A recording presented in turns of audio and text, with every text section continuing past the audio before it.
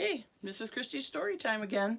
Today's story is Don't Pop Your Cork on Mondays, a children's anti-stress book by Adolph Moser.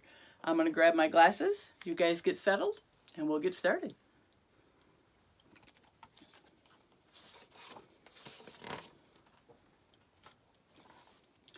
It happens every day. Some people come unstrung. They pop their corks, they start to yell, and they begin to act like animals. Some people are under stress, and they growl and snarl like lions.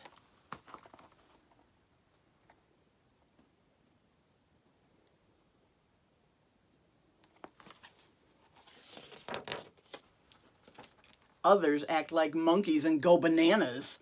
Still others lose control and act like bulls, and they smash everything in sight.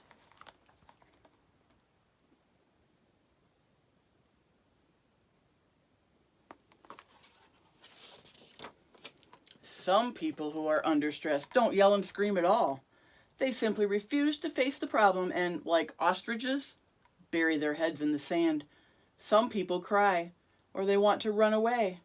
Others become very quiet and, just like turtles, crawl into their shells.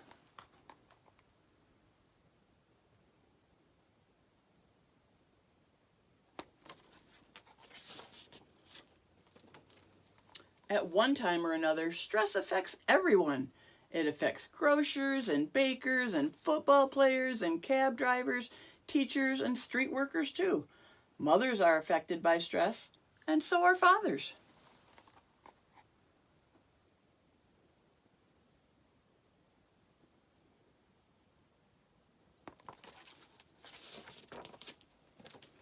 Many things can cause stress for adults. A disagreement at work, a traffic jam on the highway, a long line at the store, or a toilet that overflows. Or sometimes adults have more work than they can handle, or they lose their jobs, or there isn't enough money to pay the bills and buy all the things that they need.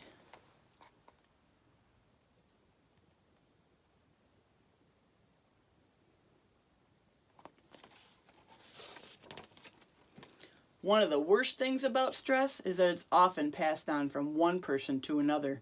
If business is poor, the boss will get upset and yell at the employees. During lunch, that employee might be rude to the waitress, and that waitress might go home that night and scold her children. And finally, the children might yell at the dog. But what's a poor dog to do?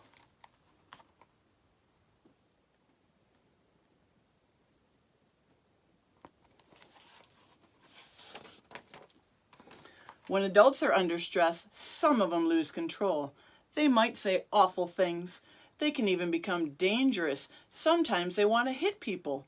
And when adults act this way, it's very wise for kids to back off and give them time and space and let them blow off steam.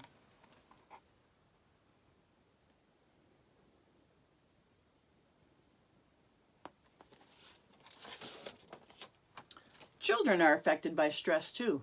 You can feel stressed out when you don't understand your school assignment or your homework assignment, or you've forgotten to study for that big test, or your best friend won't even speak to you, or other kids pick on you, or they completely ignore you, or when you're too tall or too short or too fat or too thin or too young or too old.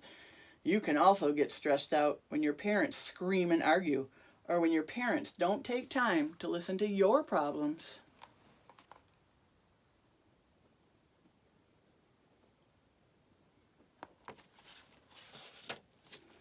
So stress affects us all, and it has since time began.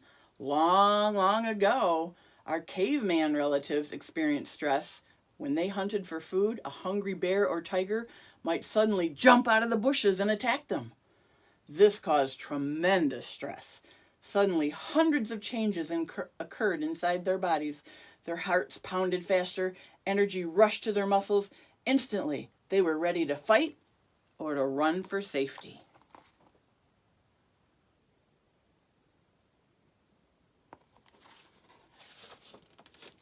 Today, people are rarely attacked by tigers or bears. Instead, we worry about things like, will I get to school on time? Or will I get a good grade? And what will happen to me if I don't? These fears are really not life or death threats. They're what you call psychological threats. But our nervous systems don't always know the difference. So we react to these in much the same way our ancestors reacted when wild animals attacked them.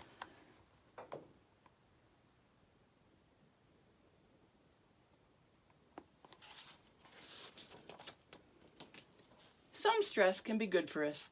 It can help us to become more alert and to be more careful. When we cross a busy street, stress can make us more cautious. And when we're anxious about taking a test, stress urges us to study a little more. And if we're determined to win a sports contest, stress can make us practice harder.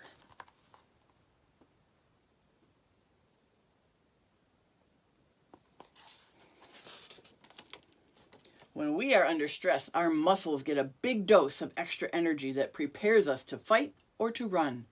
But how can we physically fight a test at school?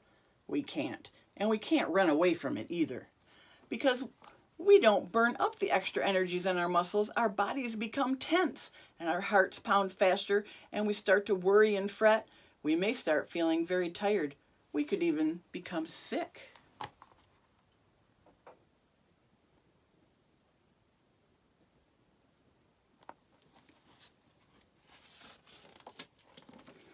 However, the next time you feel uptight, like your spring is sprung or you're just not right, when you're mad as a hornet or sweating from fright, or you can't go to sleep and it's late at night, when you're red-faced with anger and your cork's going to pop, stop!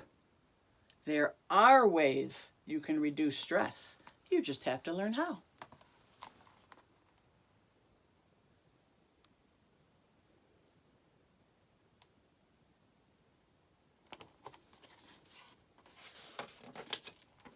Before things get out of hand, exercise your tension away. Burn off that extra energy. Run, swim, jump rope, pedal a bike, do sit-ups, ride a skateboard, take a whack at a baseball, dance, sing, twist and shout. Release the stress. Let it all out.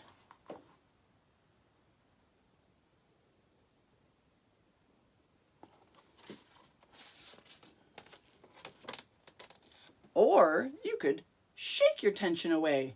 Pretend you're a playful wet puppy. Wiggle and jiggle and shake all over as imaginary drops of water fly off in every direction.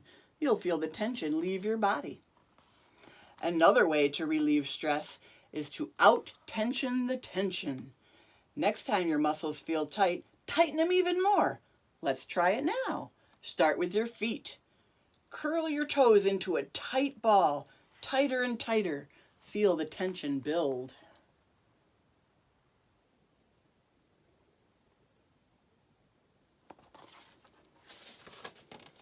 Now, tighten your legs, and then your stomach, and then your chest. Now tighten your hands, and your arms, and your shoulders. Tighten your neck, and your face, and your head. From the tips of your toes to the tops of your eyebrows, your muscles should be tight, tight with tension. Now hold it, and count slowly to 5. 1, 2, 3, 4, 5. Now release every part of your body. Let all the tensions go. Relax, relax, relax, so that you're as limp as a rag doll.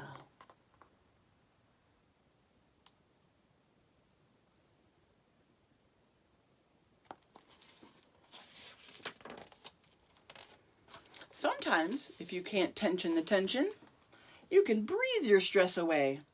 Just lie down or sit in a quiet place. Close your eyes. Place your hand on your chest.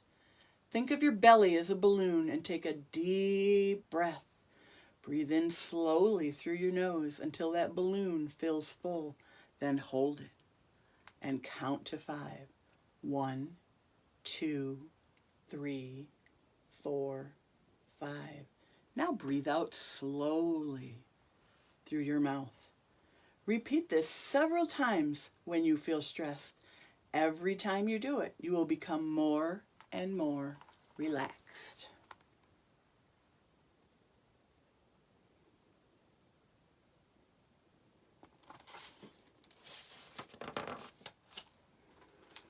Now, pretend you're a butterfly floating on the breeze.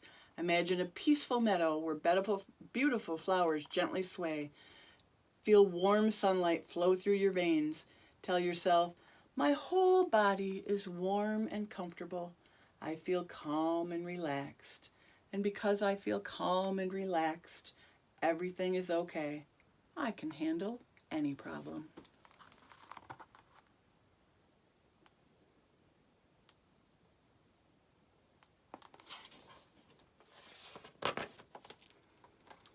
Even though relaxing may not solve every problem, when you relax, your problems won't seem so big, and it will be much easier to solve them.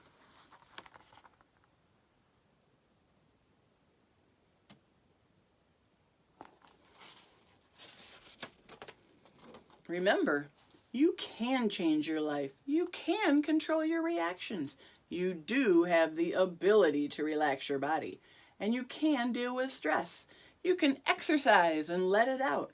You can shake it away, and you can out-tension the tension. You can breathe the tension away. You do have the power to make your life better.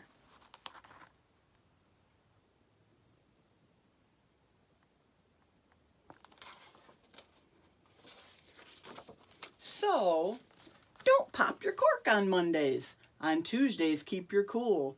Always stay calm on Wednesdays. And Thursdays, don't play the fool. Don't be glum on Fridays. On Saturdays, live to the max. Sundays will be fun days if you relax, relax, relax.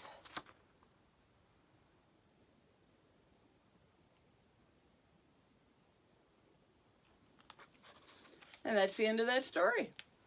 I hope you enjoyed it. Come on back tomorrow and we'll have another one.